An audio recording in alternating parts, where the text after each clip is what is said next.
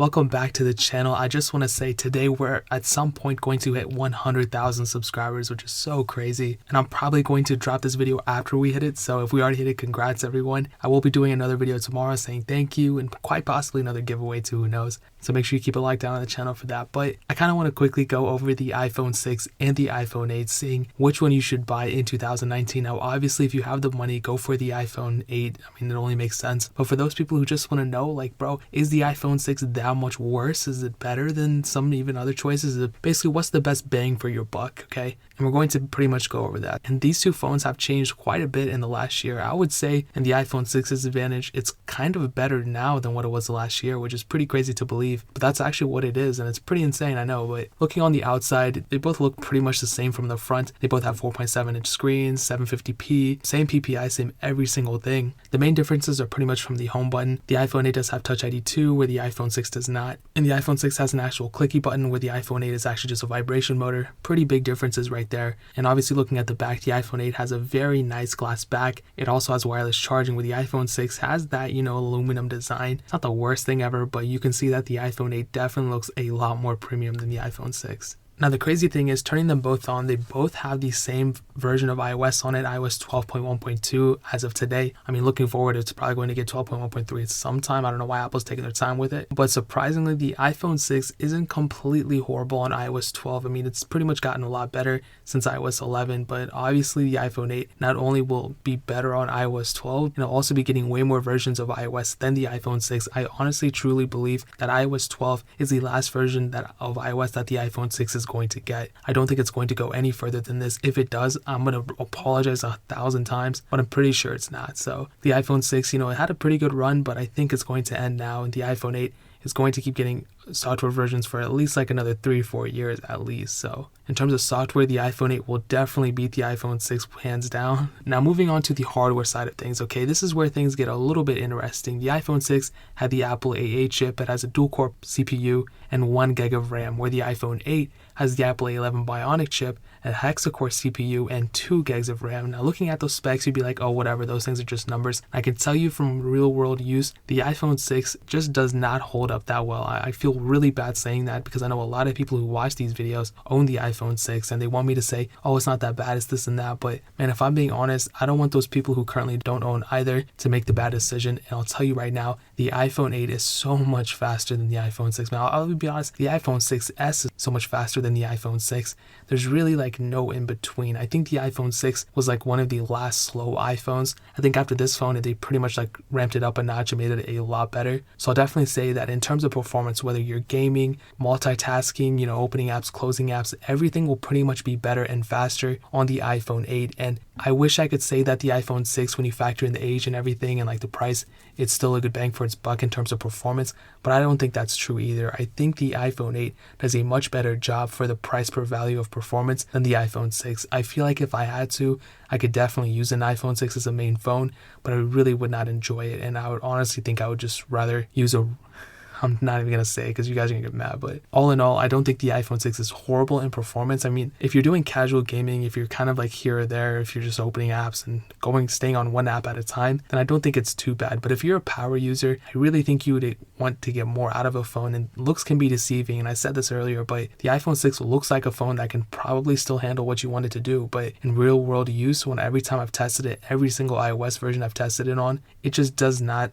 seem to hold up that well. But in benefit of the iPhone 6, it has gotten progressively better with iOS 12. So with that being said, bro, I'll say that the iPhone 6, I have respect for it, but the iPhone 8 definitely is much better in performance. Now moving on to the cameras, this is pretty interesting as well. I mean, the iPhone 6 has an 8 megapixel sensor. It's single camera, and so is the iPhone 8's 12 megapixel sensor. They're both single, and I think more so than just that, the camera sensors themselves, the iPhone 8 does bring a lot more to the table. You can shoot 4K videos on it. You have optical image stabilization. You don't have like portrait mode or anything like that, like on the iPhone 8 Plus or iPhone 10 or 10s. but you do have a much better sensor. And the iPhone 6, I mean, it didn't have optical image stabilization. You can only shoot 1080p at up to 60 frames per second, where you can shoot 1080p at up to 240 frames per second on the iPhone 8. So quite a bit of difference there. I'll definitely say that the photos are much better on the iPhone 8 than they are on the iPhone 6. And I hate being too hard on the iPhone 6 because this is like comparing, but if you think about it, there was only like a 3-year difference between the iPhone 6 and the iPhone 8. Now,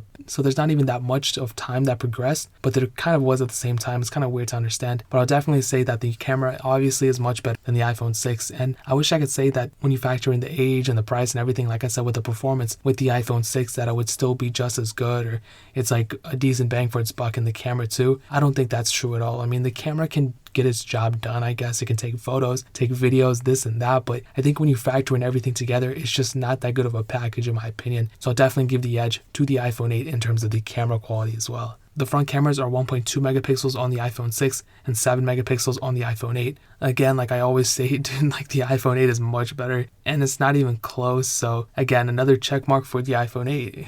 Now moving on to the battery life, this is one area where I thought the iPhone 6 might actually win it, but in a real world use, I think the iPhone 8 does much better here, which is weird because as we progress, you might think that as phones get faster and faster, the battery's going to get worse and worse, the battery life.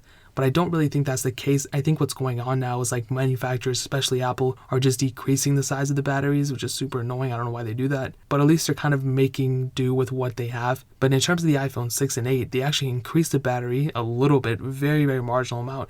It went from a 1,810 milliamp battery to a 1,821 milliamp battery. So not that big of a difference there if I'm being honest, but you know what, at least they increased it a little bit. And I'll definitely say that in terms of both of them, the iPhone 8 does have the advantage here. But what I'll also say is that because the iPhone 6 is so much older, most probably the battery has degraded inside of it.